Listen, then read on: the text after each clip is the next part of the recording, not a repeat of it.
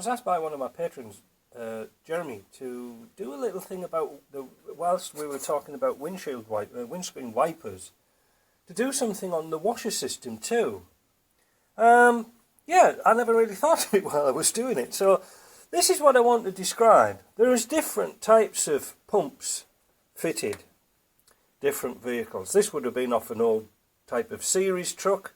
That's 24 volt. These Tricon pumps were really, really good, but that's 24 volts. That's no good. This is a sort of a modern replacement. But you can see how small the hoses are to fit onto there. There's not much, but it will work. This is the type that's fitted to a Defender. It fits through a little, it goes in the bottle on the side that's mounted to the inner wing. Quite common. You've got your inlet and you've got your outlet. So that's a common one for the early Defenders. And this one is sort of the later type that's fitted to the TD5 and some of the 300 TDIs, where it had the washer bottle under the front left wing. Alright? It is a difference, but there was a distinct difference because they had a much larger inlet than these. These could bang through a lot more water. One of the common failings on these is this little valve here. This is a non-return valve. So what that means is, if you're going to pump water up to the windscreen with the pump, if this valve isn't in place, what will happen is the pump will take a long time to get to the windscreen, and then when you switch it off, all the water will run back again. It'll all run back over. So then next time you want to give it a quick squirt, you'll have to start again. So they put a non-return valve in, so the water can only go one way. It can't come this way. And these fail quite commonly.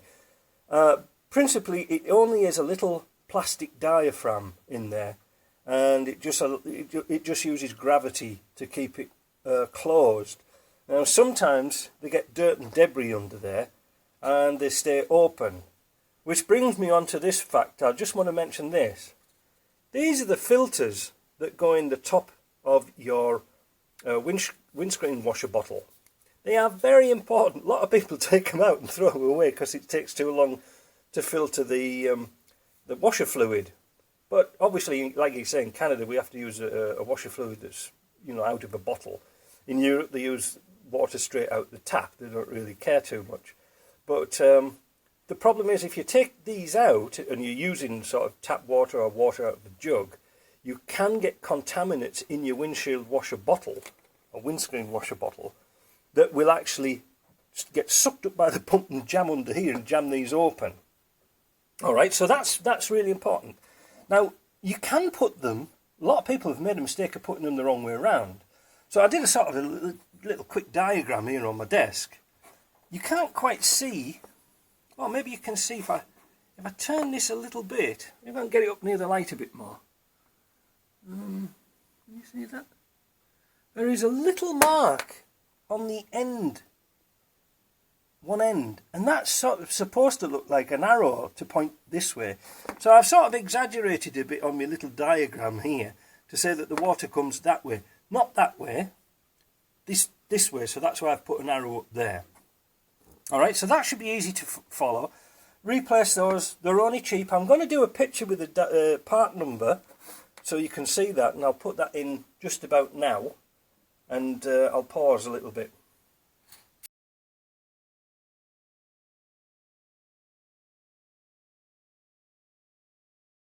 I've taken a lot of these pumps apart and had a look at them and see if they can be fixed. And sometimes you can, sometimes you can't.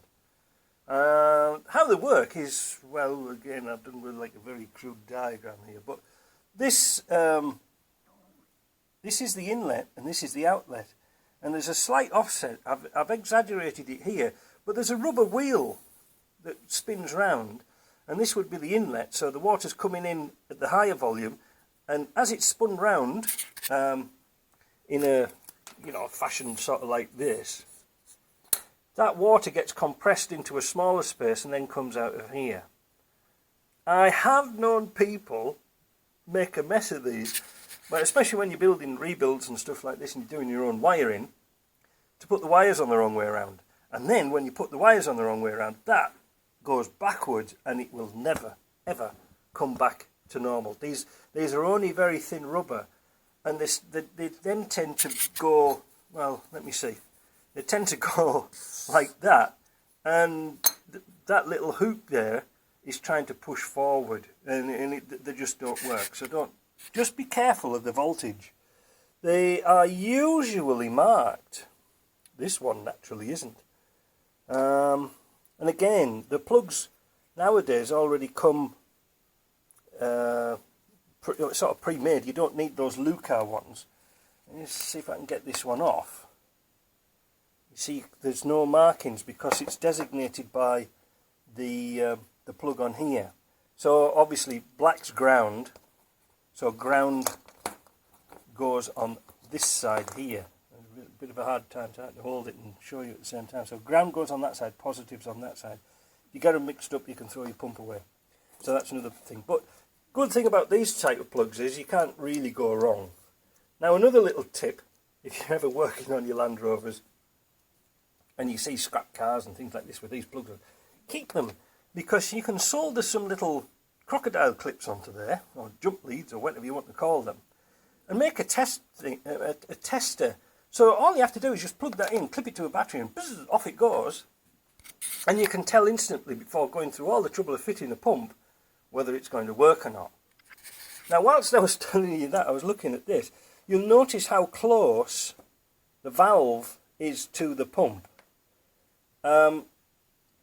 That's because the pump only has to pump from there to get some pressure up. If you put this valve further in the car, almost under where the washer jet goes here, if you put the valve here, it would still have to push all that liquid for about 5, 6, 7 feet before it gets to the valve. So that defeats the object. You want this as close to the pump as possible. Why they didn't integrate it in the pump, I don't know. It's probably because they had a lot of failures. So one other thing about these Land Rovers, especially the Defenders, is this bloody thing here. These are absolutely awful. The washer jet. As you can see, it's got little tiny holes in there, and these do block up if you haven't got that in. Alright, so that's why it's important, because the jets block up. They can also block up if you have like a stagnant water in and it gets all, not mouldy, what's it called? I don't know, all sorts of bits and pieces in with stagnant water. Bacteria, that's the word I was thinking of.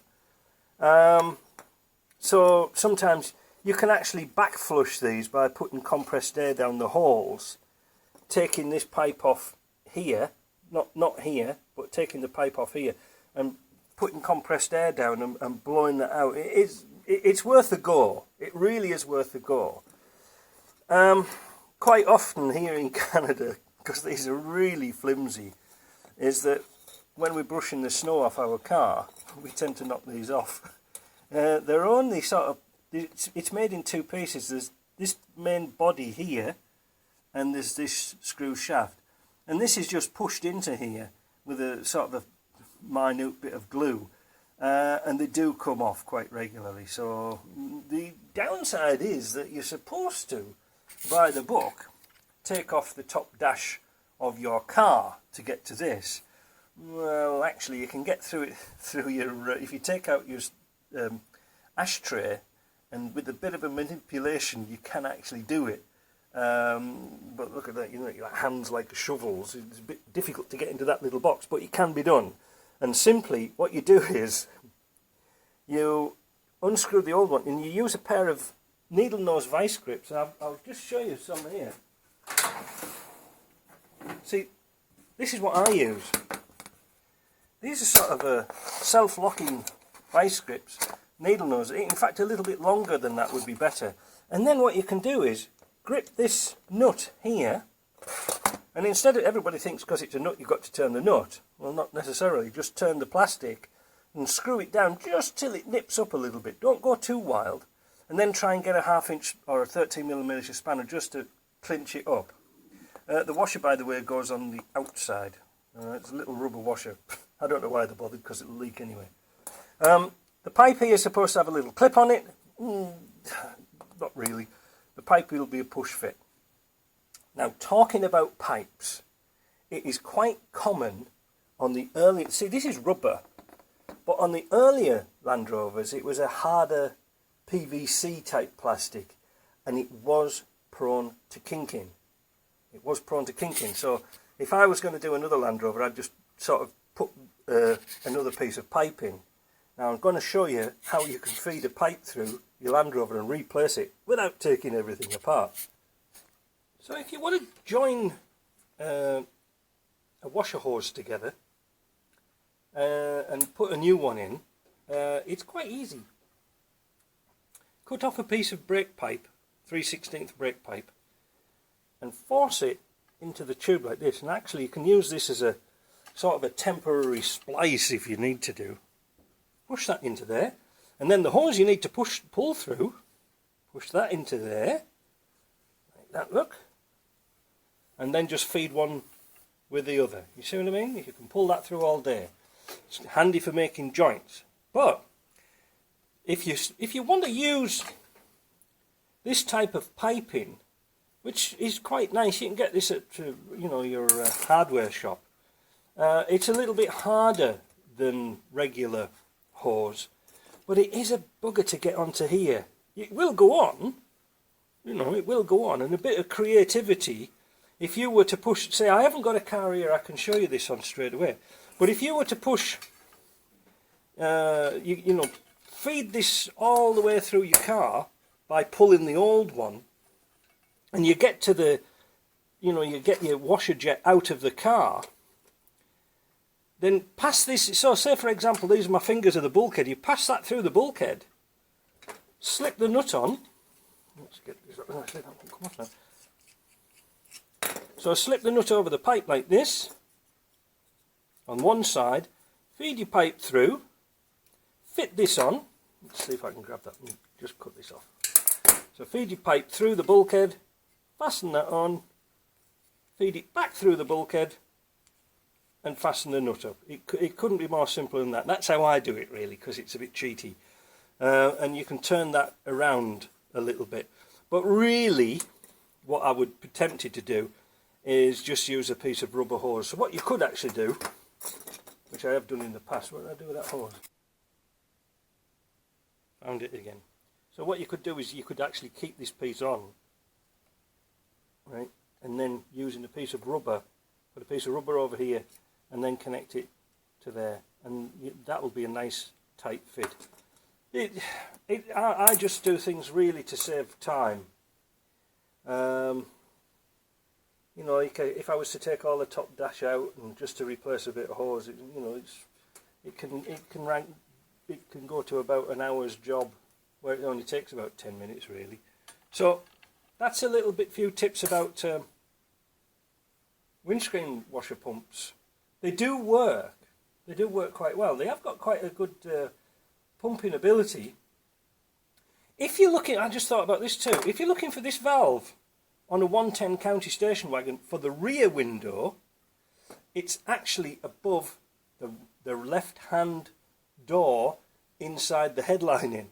It took me a little while the first time to find it, but it's up in there. So I don't know why they put it up there, why they didn't put it near a pump. But on the 300 TDIs, they're up in the headlining. One other little thing, while we're at it, let's have a look at this here. I don't want to really open this packet. There is a difference with the screen wash jets, front and back. They are different, right? Look, they look the same, but the shafts are a different length. Don't try and put a front one on the back, otherwise you won't be able to put your trim on. So that's a little thing about that. Alright, if you like this, do the usual subscribe, like, and thanks for watching. See you later.